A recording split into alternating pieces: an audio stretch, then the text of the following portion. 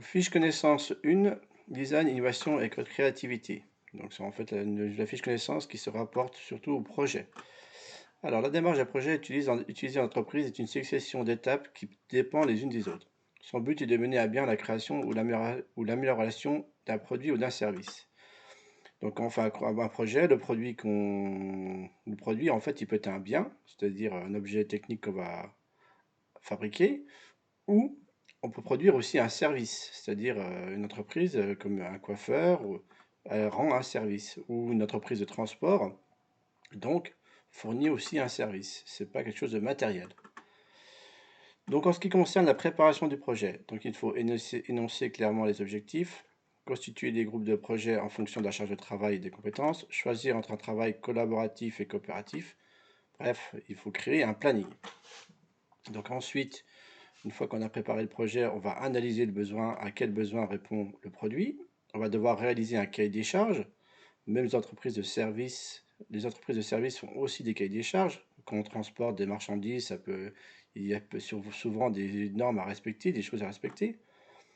Ensuite, il faut concevoir le produit, donc éco-concevoir, en tenant compte les normes environnementales actuelles, présenter la solution qu'on a retenue, fabriquer le prototype, c'est-à-dire l'objet technique numéro 1, le prototype du produit, et ensuite on va donc valider les solutions, on va donc valider le prototype pour voir s'il respecte bien le cahier des charges et la demande, le besoin de départ. Donc ça, on appelle ça en fait la démarche de projet. Alors, la préparation du projet. Ça s'applique en entreprise, cette démarche de projet.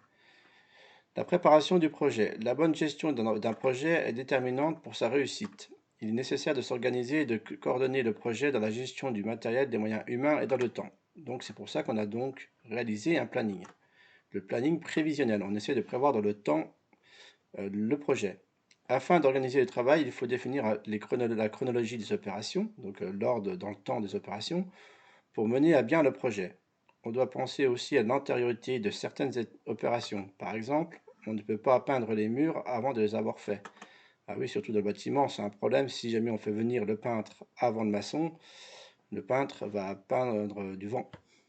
Donc il faut donc organiser un planning prévisionnel. Là, c'est un diagramme de Gantt qui présente un planning.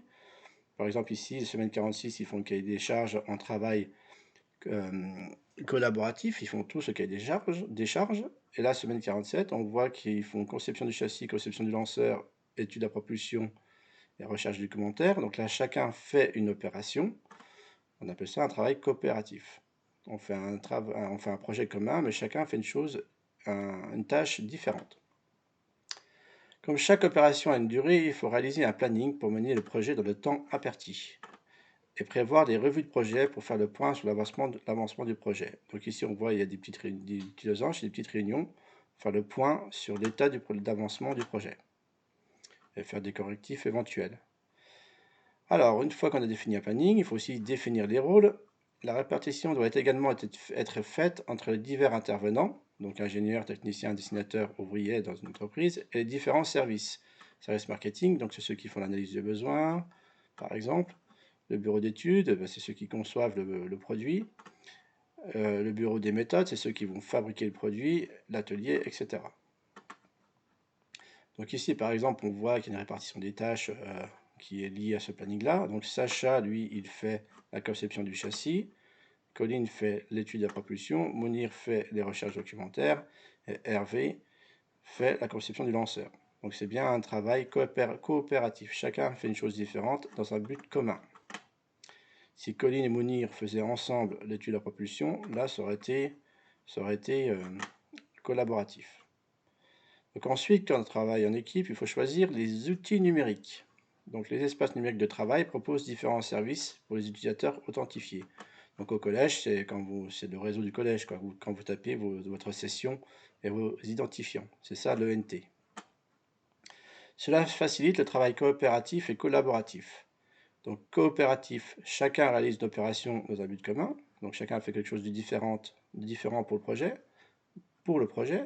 Collaboratif, plusieurs personnes réalisent la même opération. Donc plusieurs personnes sont sur la même opération du projet. Cependant, Il est important d'utiliser des logiciels compatibles entre les membres de l'équipe, un format de fichier commun et une charte graphique pour que les documents soient homogènes. Oui, donc c'est important quand on travaille en équipe d'utiliser les mêmes logiciels et les mêmes formats de fichiers. Donc pour le traitement de texte, .doc ou .odt, si c'est du OpenOffice. Donc, parce que si on travaille sur des logiciels et des formats différents en équipe, on risque d'avoir des problèmes quand on va réunir ces documents.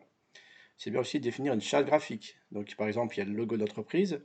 Il y a aussi les couleurs, les polices que va utiliser l'entreprise. Par exemple, si on prend un document de cette entreprise, on doit savoir que ce document provient de cette entreprise. Il y a l'identité graphique de l'entreprise, que tout le monde utilise les mêmes couleurs pour les titres, sous-titres, etc. Pour que les documents soient homogènes. Ensuite, quand on travaille en équipe, il faut aussi définir une arborescence, donc les dossiers et sous-dossiers. Pour le dossier partagé du projet, et un système de version de fichiers. Donc quand on travaille en commun, c'est bien de structurer les données, donc en dossier sous dossier, pour qu'on puisse retrouver facilement les documents en équipe. C'est un peu comme un espace partagé entre plusieurs personnes. Si on ne met pas des règles de rangement, c'est un peu le bazar. On peut aussi mettre une version de fichier. Par exemple, c'est important en programmation, vous allez voir, on fait le premier programme, on le teste, ça fonctionne, ok, on le fait évoluer, on l'améliore, on fait la version 2. Voilà. Ensuite, on rajoute une fonction, on fait la version 3, et puis là, plus rien ne fonctionne, tout plante. Donc c'est bien de garder plusieurs versions pour pouvoir revenir en arrière s'il y a des soucis. Et savoir aussi quelle est la dernière version dans l'espace de travail commun.